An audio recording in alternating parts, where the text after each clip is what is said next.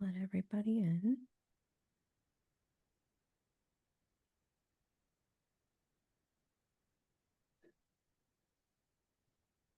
Hello. Welcome, everyone.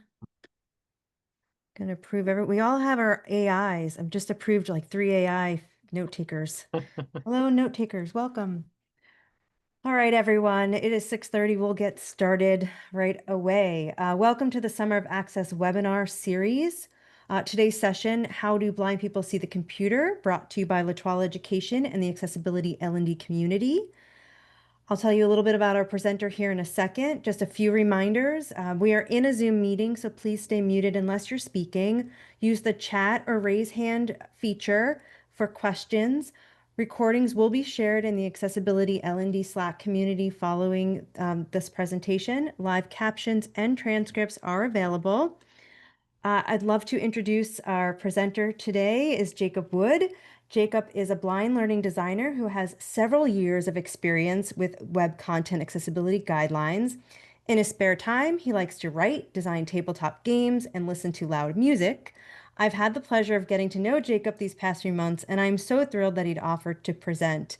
Jacob is just a fantastic person, and we're all so lucky to learn from you today. So, Jacob, Oh, take it thank you. away. Thank you. I appreciate it, and I'm happy to be here. Um, so today we're going to talk about, well, exactly what the title says. How do blind people see the computer? Um, the the whole concept comes from a common question that I get often from children, but I know that adults have had the same question. And when they find out that a blind person can actually interact with technology, they start to wonder, well, how do you actually do that? And I found that people who even understand conceptually how a blind person might access the computer or other types of technology, they may not have ever actually had experience with that or seen a demonstration in action. So that's what we're here for today. I'm going to kind of demystify a lot of the questions that you might have around screen readers and um, using a computer with only a keyboard. And I'm happy to take any questions, so feel free to drop those in the chat. Nicole has offered to take your questions and ask them as we go along. Um, I have turned off the chat on my end because screen readers can announce everything that's happening, and that can get a little bit noisy sometimes. And it seems like even though I attempted to turn that off, it might not have turned off. So we'll see how it goes. I can mute the chat anytime it gets in my way, though, as we go along. So uh, we'll just try to make sure that it's not getting in our way. Um, So I'm going to go ahead and start by just kind of going over a little bit about the sort of direct answer to that question. How do blind people see the computer? And it really does depend on a number of factors, most notably of which is what level of blindness we're talking about. Because like many things, blindness is a spectrum. You can be at the kind of very edge of being legally blind, which is in America, 20/200 vision with correction, which basically means you can see things kind of only up close or with a certain level of visual acuity, but you can still use computers with magnification over certain settings. I personally used to use a screen magnifier at about 400% magnification level. And if you've ever turned on your a magnifier in Windows or Mac OS, you've and tried to zoom in on something really high level, you'll know that you tend to not be able to see a whole lot at once, but being able to see very large text is better than not being able to interact with your computer at all. So that's one way that people with low vision see the computer. The other main interactive method that I'll be demonstrating today is called a screen reader. These are things like NVDA, which stands for Non-Visual Desktop Access. It's a free program that anybody using Windows can download. There's also JAWS, which stands for Job Access with Speech. It's one of the oldest screen readers, has been around for more than 40 years. And that one is very similar to NVDA, but there is a monthly subscription to it. And then there are also free screen readers built into both Windows and Mac. They're called Windows Narrator and VoiceOver, respectively. And then going beyond computers, we have things like TalkBack on Android devices and VoiceOver on iOS devices. So there's a lot of different types of assistive technology that people use in different ways to interact with their uh, computers and other devices. Um, but because a lot of what we're doing here today is talking about screen readers and computer use, specifically in the context of things like learning design. I'll be demonstrating this using NVDA on a Windows computer and Microsoft Edge. And that's really important when you're talking about testing to be specific about the technology that you're using, because there can be differences when using different web browsers, different operating systems, different screen readers. All of those things can interact with each other in ways that one might not expect. So if something works for NVDA and Edge in Windows, it may not necessarily work in Chrome in Windows, or with VoiceOver on a Mac in Safari. So it's often important to test using different technologies and devices, uh, but that's kind of getting more into the weeds than we really need to go into today, I think. Jacob, since I was waiting for a Hmm. natural pause, I was going to Sure. put into the chat, if we keep the chat minimum and people can send me directly the question, Mhm. not to everyone, then it should not distract or clutter and make, Yeah, that'd be great. let's try to do that. Great, thanks. Great. So the last thing that I'll say, just kind of briefly to introduce screen reader technology before I show you how I use it, is Chris Smart really said it best. He said that listening to a screen reader is kind of like looking through a straw. When you observe your computer, if you were to think about just like the smallest pinpoint of information that can come through to you at once. That's what a screen reader is giving you. It can only give you whatever is in focus at a given time. That's usually a button, a paragraph, a single character of text. Um, and it's very difficult to get kind of a layout of the content surrounding that, which is why it's important for websites and other digital content to be marked up semantically, meaning with proper headings and buttons and labels, so that we can get a general feel for what a page might actually look like. Uh, the other thing is space has very little. Uh, I'm sorry, I lost the word. It's difficult to get a sense of space on with a screen reader. So when you might look at a web page and see a header at the top, a menu bar on the left-hand side, and content on the right, I'm only getting one thing at a time. And so in my mind, it's basically all just a list of content. Think about copying and pasting something into a notepad file and just reading straight down the list. That's sort of how somebody interacts with the computer who uses a screen reader. And again, we'll go into a little bit more detail about that in just a little bit. I'm going to go ahead and start sharing my screen soon. And while I'm getting that set up, if anybody has any questions, I'm happy to answer them. We don't have any questions as of yet. Okay. And give me just a second here to get this set up. Actually, we do have a question. Sorry, thank you. Sure. Does a CBT have to have a reader option built into it, or are screen readers compatible with most CBTs so long as it's being viewed in compatible browsers? I asked because I took a CBT this morning and there were no reading option in the training, and the training was very text heavy. Like it was previously a PowerPoint deck that uploaded as a training. And I'm sorry, I don't know what CBT stands for. I'm not sure what that means either. And this is from Kim. Computer-based training. Ah, okay. Um, Typically, no, you don't have to have a screen reader built into the training content because, as we'll see in just a moment, um, the assistive technology often sits on the user side. So I'll be demonstrating NVDA, again, non-visual desktop access is the what that stands for. And that is independent of any sort of reader technology that might be built into a course. More options for participants drop down button. Menu. Copy invite link. Alt plus shift plus I. Screen share participants can now see your application alert. Okay, and is it showing the screen now? Yes. Accessibility demonstration window. Introduction to lemon-based protocols. Jacob course April 4 document. Same page link skip to content. So right now you may have first heard some really fast text. I personally use the screen reader set to 100% speed, which I know is too fast for most of you to keep up with, but I'm just going to demonstrate briefly what that might sound like, and then I'll slow it down. Same page link skip to content. So right now I'm at the top left of a page, and the first thing I've noticed on this course is a skip to content link, which is perfect. That's something that I might use from time to time, but I'll demonstrate in a little bit why I might personally not actually use that. Global navigation region visit link dashboard. List with 8 items button count.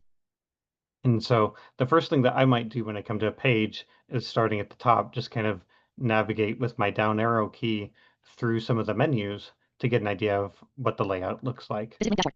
Current page button courses. Link calendar. Link inbox. And we've got calendar, courses, dashboard, kind of your typical LMS stuff. So I'm going to go ahead, and now that you've heard that 100% speed, and slow this down to something where you might actually be able to use it a little bit or hear it a little bit better. Rate 95. Rate 90. Rate 85. Rate 87. Rate 60. Rate 30. Rate 35. Out of list out of region. Same page link skip to content. Global navigation region visited link dashboard. Is that a little bit more intelligible? So I can't speak for the group. It's better. I'll say that. List with 8 items button account. Rate 30. Visited link dashboard. How That does was that that was sound? clear. That was clear. Yeah. Okay, we'll go with 30% just so that we can really get an idea of what it's saying. One of the other things that you might have noticed when I was navigating just a second ago was how much information might be coming at me all at once. So I'm going to go back up to the top here and just reiterate this. Out of list out of region. Same page link skip to content. There was a whole bunch of information that was thrown at me just there. I went out of a list, out of a container on the page, and I hit the skip to content link. Global navigation region visited link dashboard.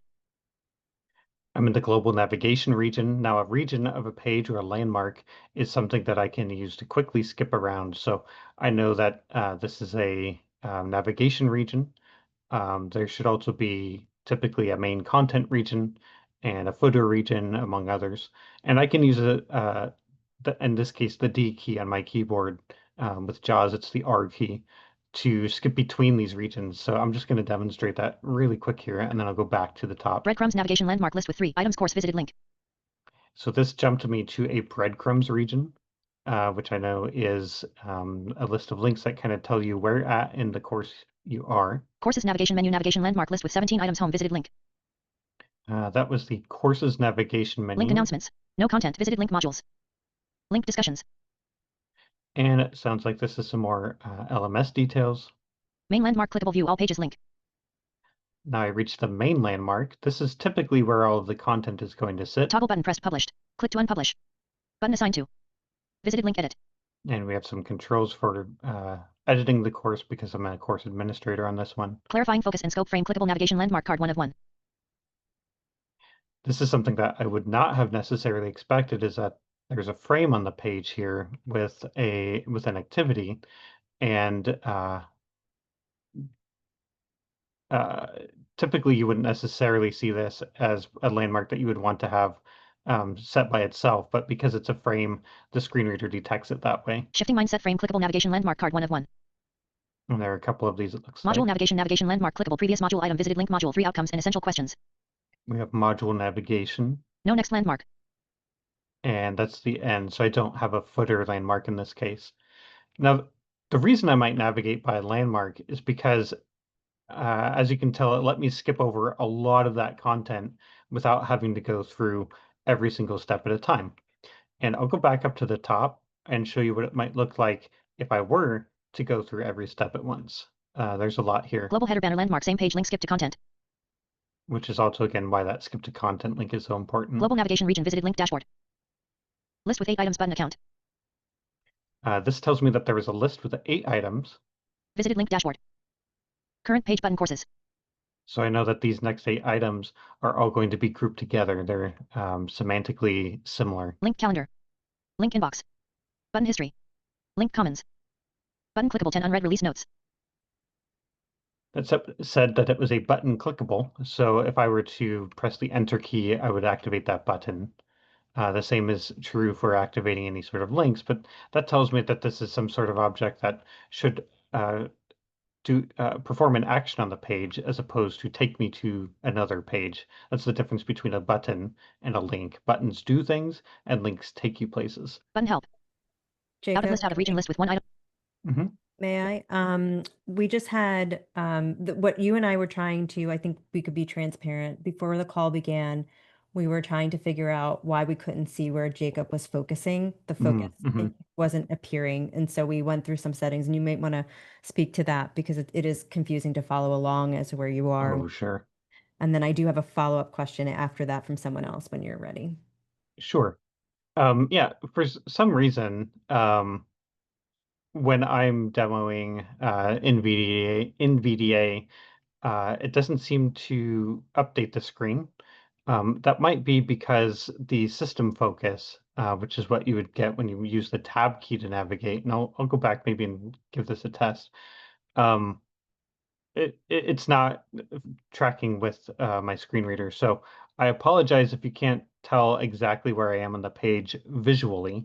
I'll try to make sure that I'm describing as much as possible what I'm hearing and giving you kind of an overview of where I'm at on the page. And that actually reminded me of when we were testing something and it wasn't working, or didn't have a great visual. And we talked about, well, that would give the person an idea of what you're experiencing because you're Yeah. experiencing it the same way.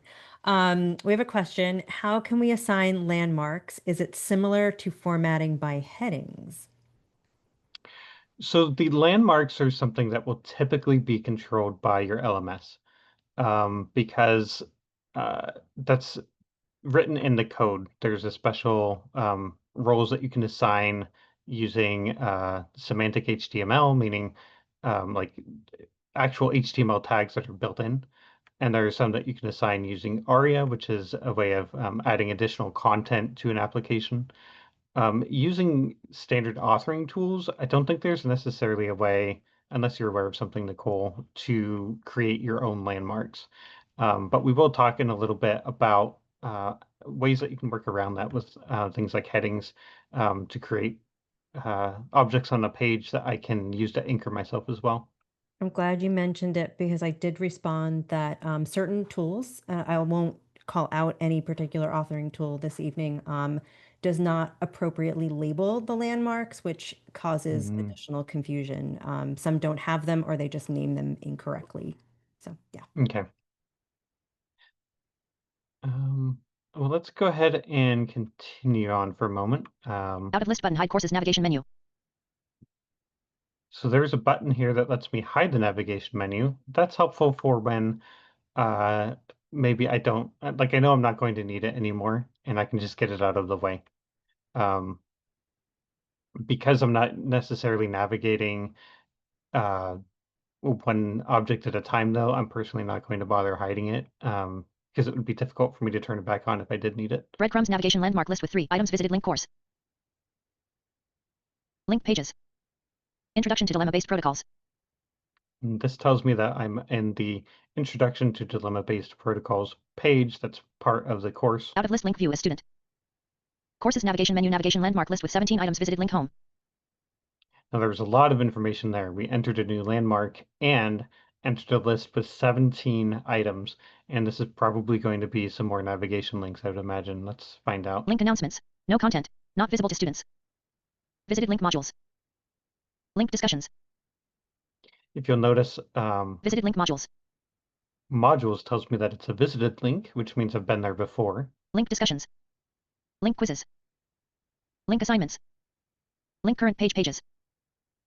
Link files. Visited link people. Disabled. Not visible to students. And some of these have some additional context, such as not visible to students, that's helpful for an administrator to know that this page is not something that would show up if I were in student view. Link collaborations. Disabled. Not visible to students. Link outcomes. Disabled. Not visible to students. So I know that this list was pretty long. I'm not going to make you sit through all of it because I wouldn't. What I would be doing if I was trying to take this course is I'm going to try to jump to the content that's relevant to me. So let's say that I actually hit this course and I'm on this page and I want to find the content quickly. I can either use that skip to content link that was at the top of the page.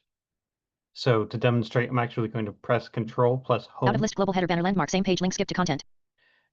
And that's going to take me all the way back up to the top left side of the page, which is the first object, and the document object model, which is a fancy way of saying the way that the page is read. If I use the tab key, Global navigation region dashboard visited link. does that change my focus indicator? List with 8 items account button. I do not see the, I still do not see Still it. nothing. Oh, Okay. actually, yep, no, I just saw you moved. Dashboard to visited link. did it say account? Oh, it's moving now. Current page Mhm. courses button. Dashboard. Okay. Well, I think that confirms my earlier suspicion in that NVDA isn't following the system focus. So there are two different ways that you can interact with a page. There's navigating through with the tab key, and you'll hear a lot of talk about focus order. That's when you're just pressing tab to make it through the content like I'm doing here. Calendar link. Inbox link. If I didn't have a screen reader and I was using the keyboard only, I would have the tab key to navigate. And that's why that skip to content link is so important because this is History button. Commons link. a lot to tab through one at a time. And without a screen reader, I don't have any way to skip past all of that.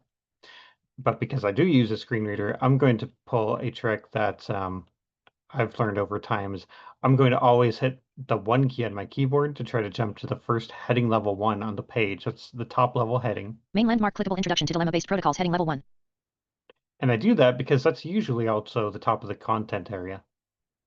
And in this case, it looks like it took me exactly to where I wanted to go, which was the top of the uh, course information, or the document here. From here, I can navigate down and find out what else there is to read. Heading level 2 Annette Robinson has joined the meeting alert. Heading level 2 navigating influence and action through the use of dilemma protocols. The framework of realms of concern and influence, which distinguishes between what we care about, clarifying focus and scope. And I'm not going to make us all sit through all of that text, but right now I'm reading through some of the paragraph information on this page. Separator. Now, my screen reader just announced the word separator. This actually took me a while to figure out what this even was. I believe it's like some kind of decoration or a horizontal rule or something on the page. It's not something that makes a lot of difference to me as a screen reader user because I can't understand the visual markup. If you have access to the underlying code of a course, you might be able to hide that using some ARIA. But otherwise, it's just there for me to kind of bump into and continue past. Clarifying focus and scope frame clickable clarifying focus and scope. Now this says that I entered a frame, so I'm on some kind of iframe. This might be some embedded content. View the cards prompt and FLP the card. There's a typo there, FLP the card. But I believe I've now just entered a flip card activity. Grouping graphic decorative only. And let's talk about alt text for a moment. So we just heard graphic decorative only. Some graphics don't have any sort of meaning. For those, you would want to mark them as decorative.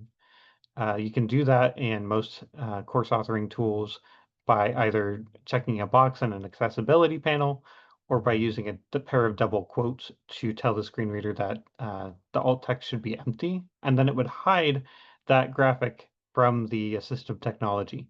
And you would want to do that because this is just verbal clutter to me. Graphic decorative object really doesn't mean anything to me. It doesn't tell me semantically what's on the page.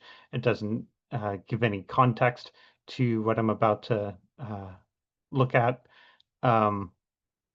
So ideally, something like this would be hidden, but in this case, it's either been flagged as decorative and the technology underpinning it didn't translate that properly to the screen reader, or somebody actually used the word decorative image to describe it as decorative, which would also not necessarily be the proper way to do that.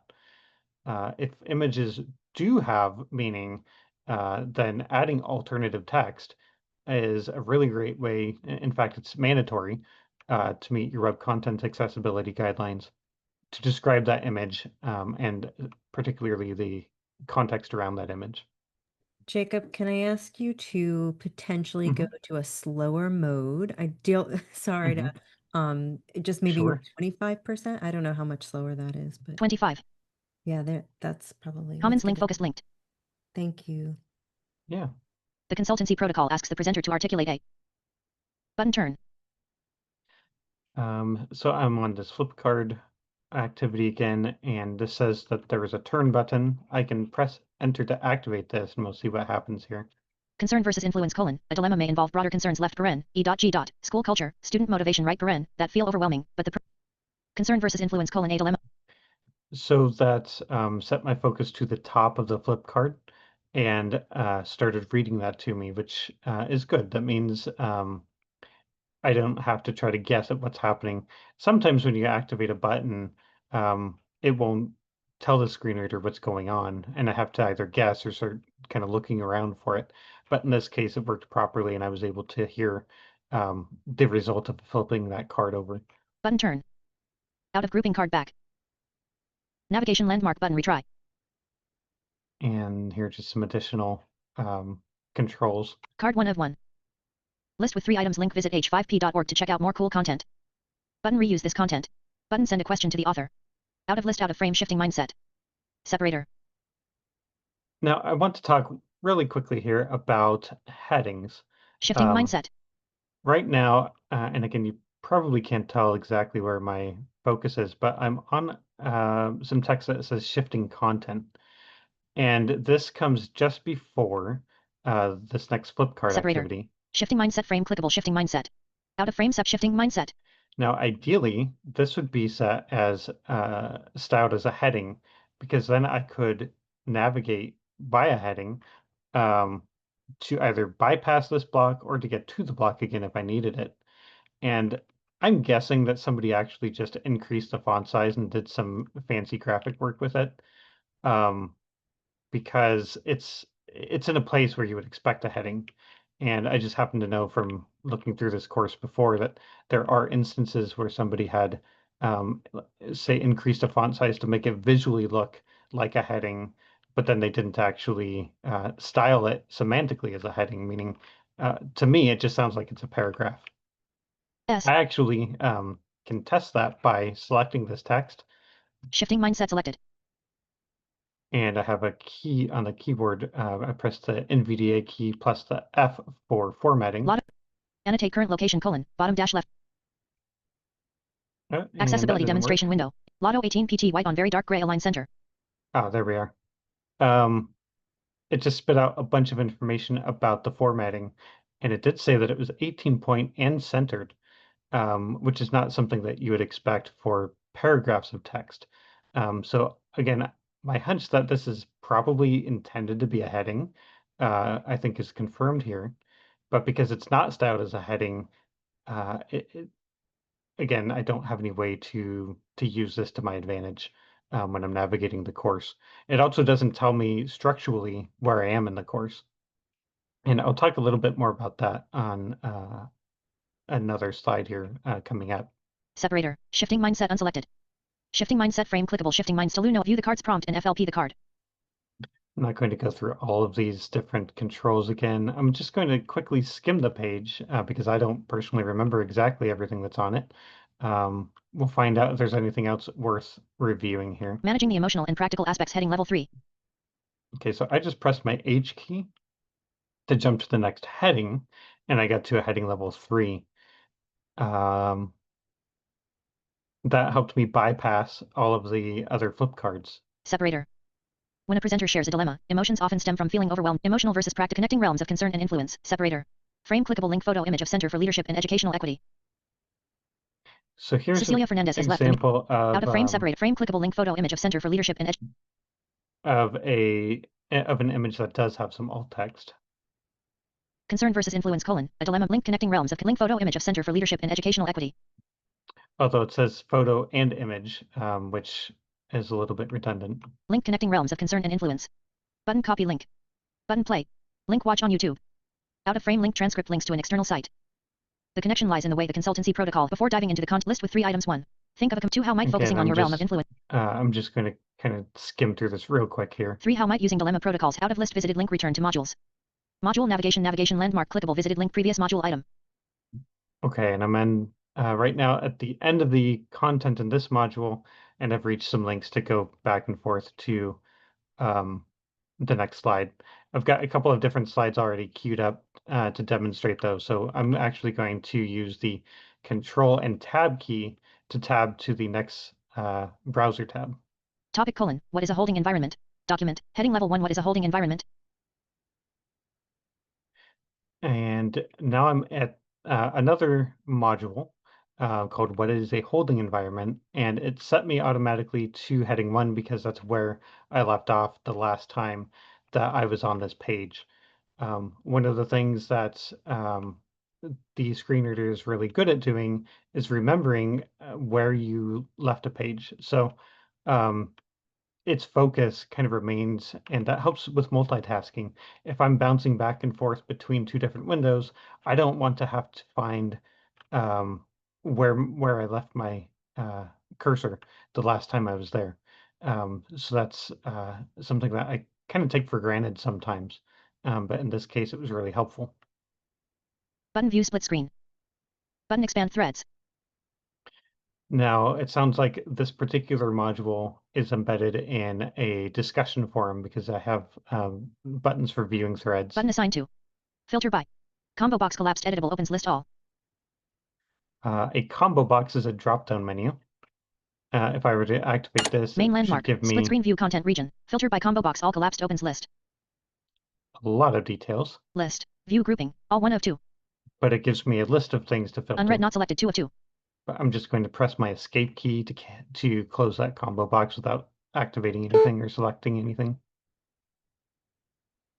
Now, if you heard that beeping sound, this is a really good time to talk about the 2 different modes that most screen readers have. What I'm in right now is called browse mode. It means I can kind of move around the page the way that you've been hearing me so far by pressing certain keys to jump between headings or landmarks, or to scan blocks of text.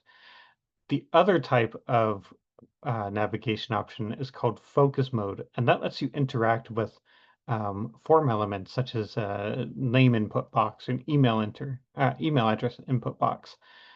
You'll hear with NVDA at least, and the sound effects are different for every browser or for every screen reader, but I can switch to focus mode by pressing NVDA plus spacebar, and you get that kind of weird noise. While I'm in focus mode, those kind of hotkeys that I was using before to navigate one block at a time or to navigate by heading, they don't work. So if I press my down arrow, all 1 of 2. I'm only Unread not going to be selected 2 of 2. locked on to the control that I'm currently on. All 1 of 2. Unread not I selected don't 2 of 2. have any way to escape that short of using the tab Suggestion key. available. Main landmark. Split screen view content region. Search entries or author. Edit search entries or author. Blank. Has autocomplete. And now that I'm on an edit box, I can actually type because I'm in focus mode still. T-Y-P-E. Topic. A-E. O. Loves. W-O-R-L-D. Twang. No results found for type hello, world. Suggestion available. Main landmark. Split screen view content region. Search entries or author. Clear search edit type hello, world. Has autocomplete. So I just got a whole bunch of information thrown at me. Mostly what I was interested in there is whether there was any sort of search results, and there was not when I searched for hello world. If I were to be back in browse mode and activate this search box, though, I'm going to press, again, NVDA plus the spacebar. Search entries or author. Edit submenu has autocomplete type hello, world. Now, if I were to start typing, because I'm not in focus mode, even though my focus is set to the search box, it's not going to work. If I type H for hello world, it's going to jump me to the next heading. No next heading. Except there is no next heading, so it is nothing. Button clear search. Sort by. Button clear search. Search entry topic colon. What is a hold? Sort by. Discussion topic colon. What is a holding environment? Heading level 2. So I just press my H key now that I'm outside of that search box to jump to the discussion topic heading. Heading level 2 holding environments. And we've got 2 level 2 headings here back to back. We've got one that's the title of the course. Heading level 2 discussion topic colon. What is a holding environment? And then the next one, which sort of introduces the course. Heading level 2 holding environments. Now, this is probably one of those things that's not best practice. It technically doesn't hurt anything to have 2 level 2 headings next to one another, but they're not really serving each other either. There are ways, again, to navigate just by heading or to bring up a list of elements and show just the headings on a page. And this can get a little bit confusing to see 2 bits of information back to back that are supposed to kind of have additional content underneath them. So a heading should have paragraphs of text and possibly some nested headings at lower levels. With nothing in between, it's just more clutter to my ears. They both say heading level 2. Let's begin by defining holding environments. Supportive and safe spaces where individuals and group read these key excerpts from Macket Separator. Flip through the scenarios and respond in the forum. So again, I'm just sort of quickly browsing through some of the content here. Now that you read more about these environments, you'll participate in holding environments.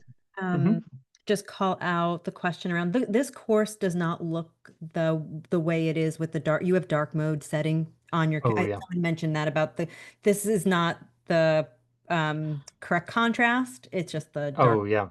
That we tried That's to. a great call. Yeah.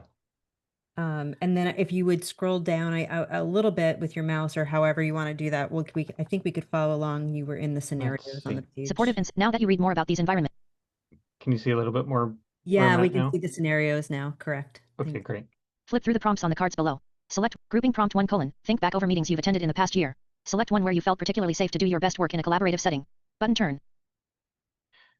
So I wanted to highlight this particular activity because there's some flip cards here.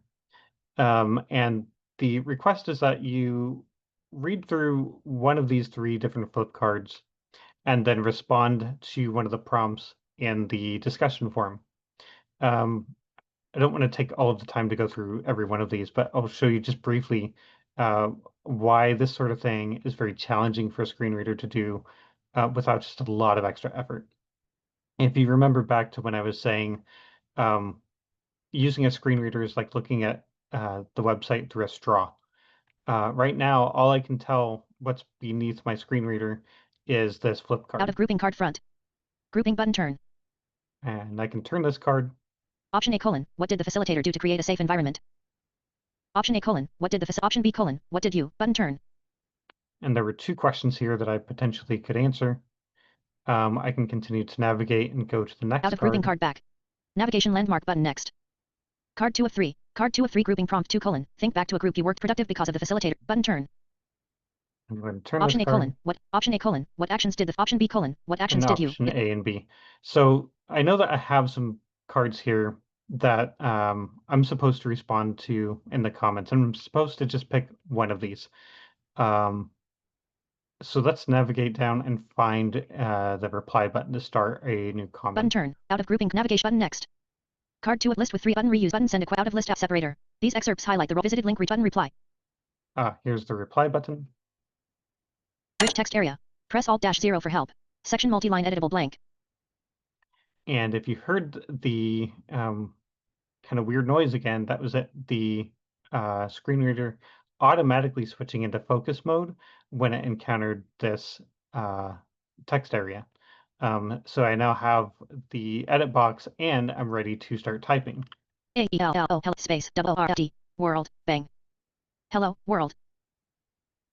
Now the challenge here with this particular type of activity Hello world. is Line feed. I'm in this text box and I don't remember what was on that flip card. Now, if I was a mouse user, I could just click on the flip card up above and kind of toggle between those things very quickly. But as a keyboard user, I can't do that. I don't have an easy way to get back to that content without exiting the text area. So I have to press NVDA plus space to go back into browse mode. And then I'm going to try finding that content again by navigating to the previous heading.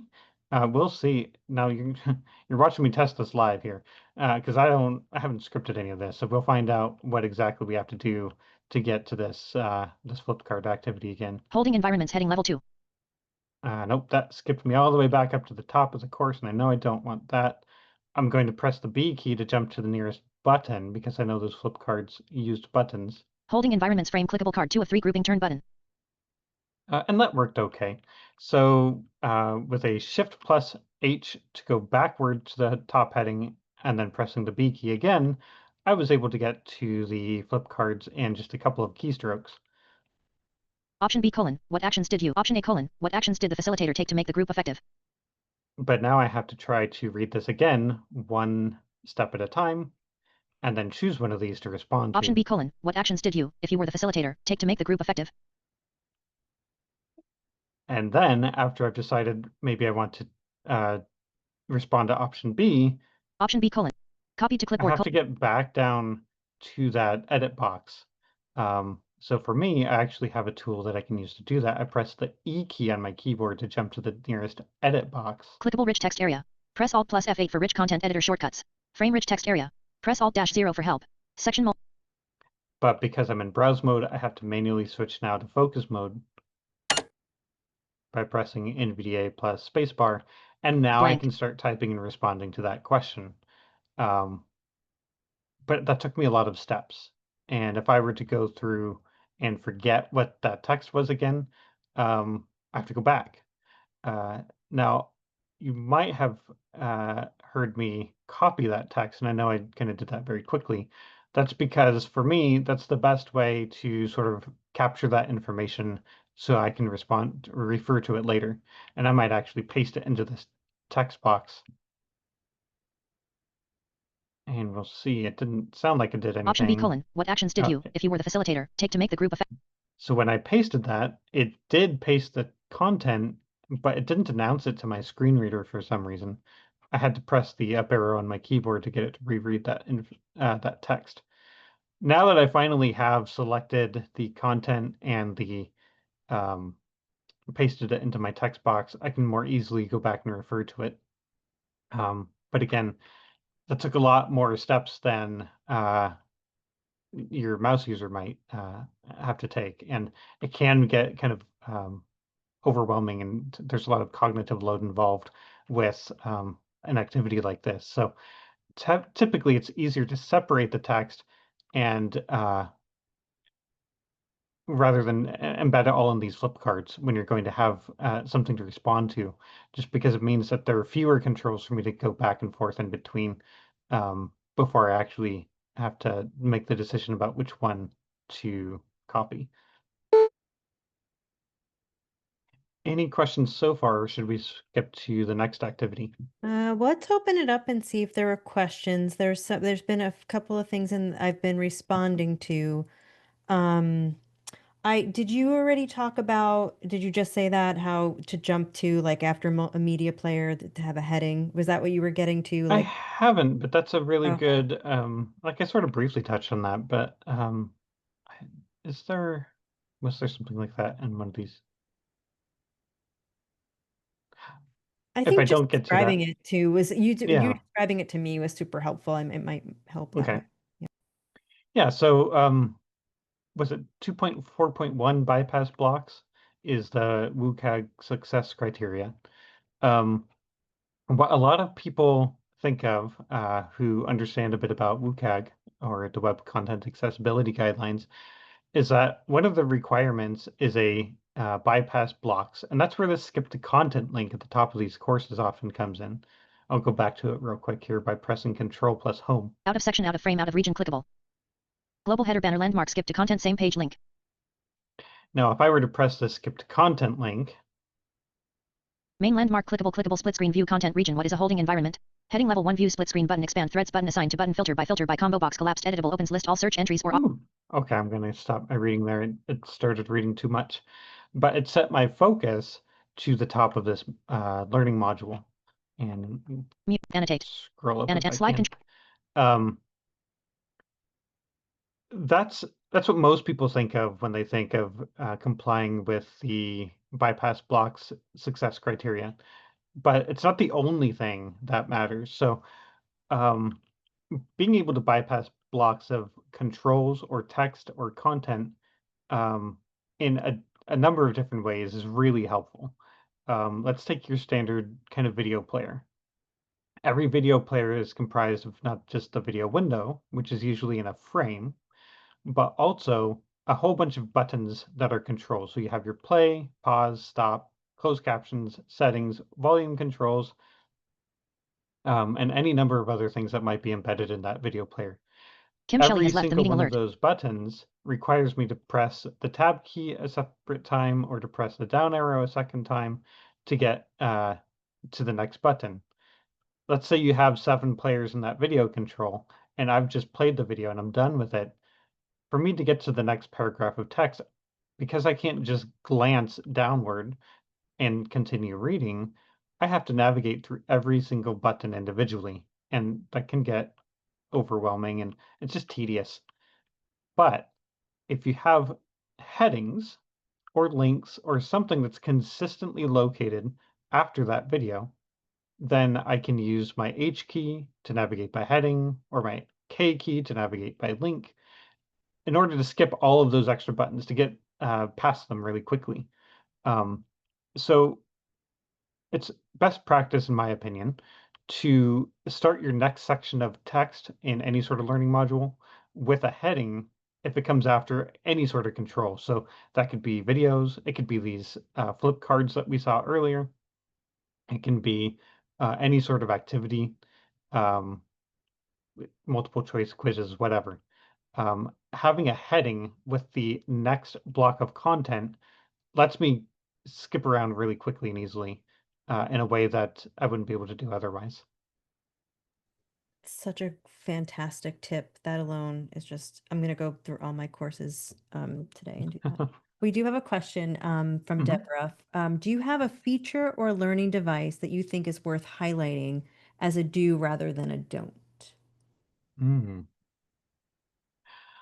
Well, I think that semantic markup, talking about headings and being able to bypass blocks, that's a really great do, because that's one that we don't commonly see. And in fact, on that previous tab where I was showing that text that looked like it was formatted as a heading, but it wasn't actually styled as a heading, is a really great example of where you can add headings to be able to skip past content when it's not necessarily relevant uh, in all cases to the user. Other than that one, let's see.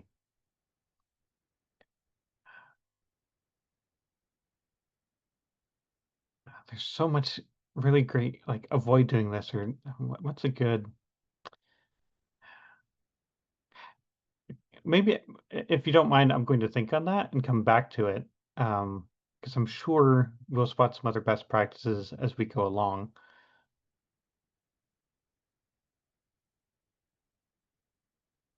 Yeah, I think that Where we just have a comment from Lindsay. Mhm. Appreciate the insight on header use. I've been fighting for better heading use with my team and love to add in lived experience points. That's awesome. Why don't I go ahead then, if there are no other questions right now, and skip over to the next tab that I had open. Again, I'm going to use Control plus Tab.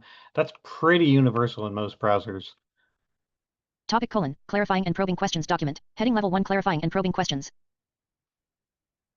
Again, I've already set my focus here to heading level 1, clarifying and probing questions. Button view split screen. Button collapse threads. And this is another one of those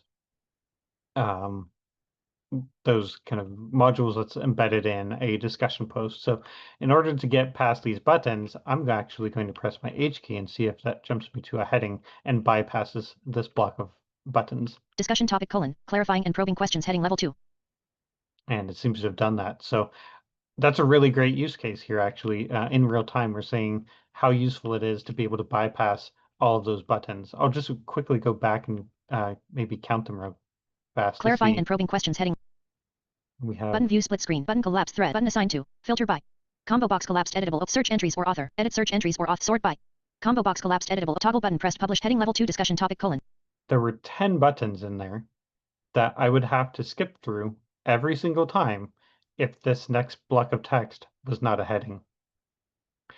So if that doesn't make you want to use headings all of the time, Willow I don't know Boreal what has left does. the meeting alert. Heading level 2, let's start with questioning. In this section you will engage with the question continuum sorting. Heading level 3, what are clarifying questions? Link clarifying questions links to an external site. Heading level 3, what are probing questions? Link probe. Heading level 3, what are link clarifying questions links to an external site. Are used to Here's gather another basic. good best practice is letting the user know when a link opens an external site. That just lets me know that it's taking me away from the module and is going to take me to some third party. And you can usually do that by, I think most authoring tools let you give a descriptive text to your links. If not, it might require some HTML editing. Heading level 3, what are Carrie Wells has left the meeting alert. Link probing questions links to an external site.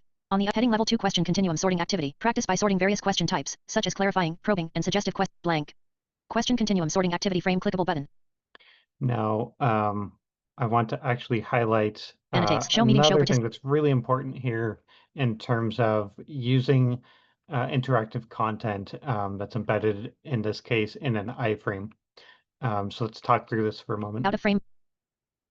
Practice by sorting various question types, such as clarifying, probing, and suggestive. This instruction to practice by sorting questions.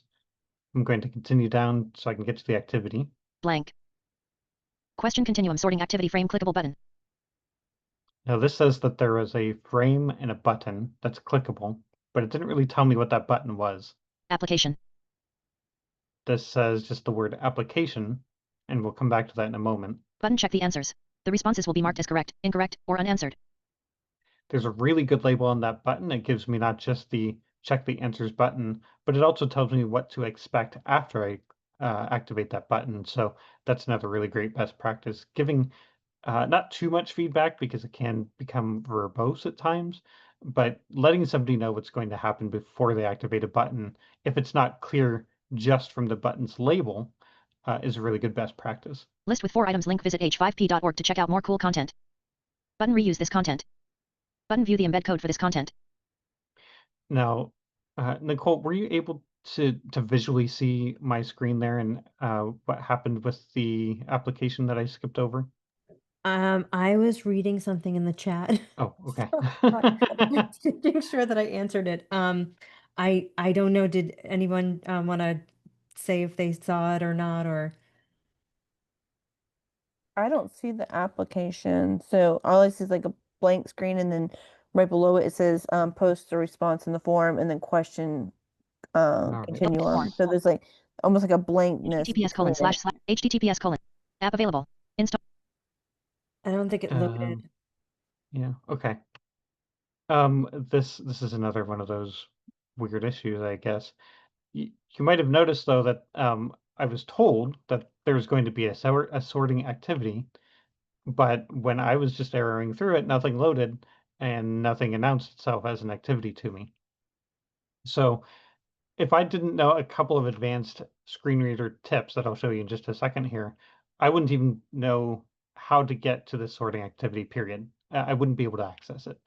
That's partly because this activity from H5P was embedded via an iframe, and of course, it's already using a bunch of different probably frames and different types of content. I don't want to go too into the weeds from what that means from a technical perspective, but basically it's like having a cutout and like a little window cutout on a sheet of paper and not being able to see what's inside that cutout.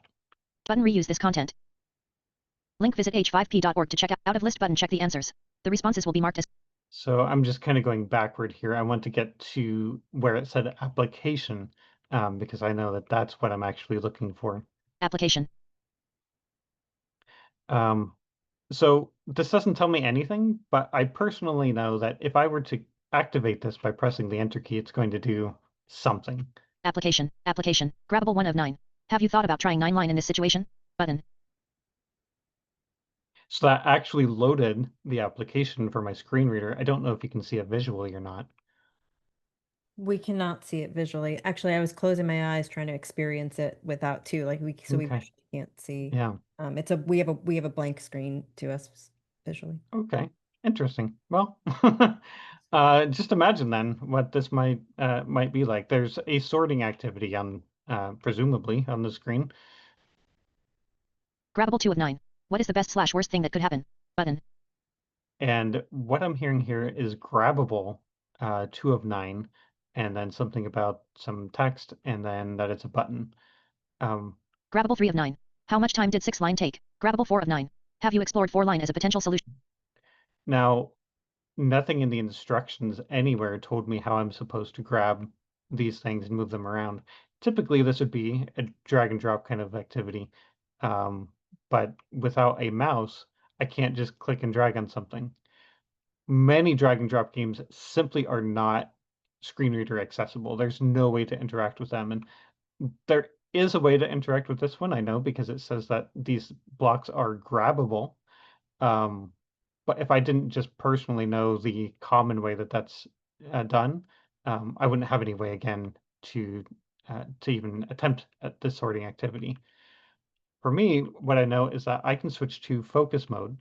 Grabbable 4 of 9. Oh, I was in focus mode apparently. And press the space bar to lift something that's grabbable. Space. Drop zone 3 of 3. Suggestive button. And this tells me that there's a drop zone. No drop zone. Button. Drop zone 3 of 3. Suggestive button. But if you are unable to follow along with what's actually happening here, I don't blame you, because neither can I. Other than that, I picked something up and I'm in some kind of drop zone to drop it. I don't know where I'm actually sorting this piece of content into. No drop zone. Button. Drop zone 3 of 3. And why Suggestive there's button. only 3 of 3, I don't know. I'm going to need to use my other arrow keys because right now I'm only using up and down. No drop zone. Button. Drop zone 3 of 3. Suggest no drop zone. Button. I'm using my left and right arrows, but that doesn't seem to be changing anything either. Drop zone 3 of 3. Suggest no drop zone. Button. I honestly have no idea how I'm going to drop this anywhere but zone 3. Drop zone 3 of 3. Suggestive button. So I'm going to press the space bar to try to drop it. Space. Grabbable 4 of 9. Have you explored 4 line as a potential solution? Placed in drop zone suggestive dot button. And it said that it was placed in a drop zone, but again, I don't know what that really means. At this point, as a screen reader user, I'm probably just going to give up on this activity. But that comes to another issue with this type of activity. And let me just quickly skip to the bottom of the frame here to show you what that is. To skip to the bottom, I'm going to press Control plus End on my keyboard. Button unavailable suggestive. Button unavailable drop zone 3 of 3. Okay. Button unavailable suggestive. So at the very bottom of this content of this application, it just Button says unavailable suggestive. button unavailable suggestive. That doesn't really tell me anything, and it's also not a close button. So I don't know how I'm going to get out of this application. I'm trapped. My keyboard is trapped. Now I'm going to do some exploring here and we'll see if there's another way out. I'm going to press Control plus Home to skip back to the top, because sometimes that close button will be hidden above the content, even though typically you travel through content from top to bottom, and the close button, it's helpful to have it at the bottom. Button grabbable 1 of 9. Button grabbable 1 of 9. If I go to the top using Control plus Home, though, I just get to these grabbable buttons. There's no close button anywhere here. So one other strategy that I'm going to try is pressing the Escape key, because that will sometimes close a modal. Grabbable 1. But even the Escape key isn't getting me out of it. That's because this isn't technically a modal. It's not a pop-up or a light box. It's a frame. I've sort of gone through that window on that's been cut out in the sheet of paper, and now I don't have any way back. This would be a critical failure in WCAG because my keyboard is trapped, and if I didn't know any other way out, I'd be stuck here. I do personally know that there's one way out, and that's by using Shift plus Tab to change the focus order of the system caret, and we'll see if that gets me out of it. Shift. Blank. Button full screen. Full screen tooltip. Application. Button check the answers. And it did. So I was able to exit that iframe using Shift plus Tab, but not everybody who uses a screen reader knows how to do that. It's really not a common strategy because it's not very intuitive.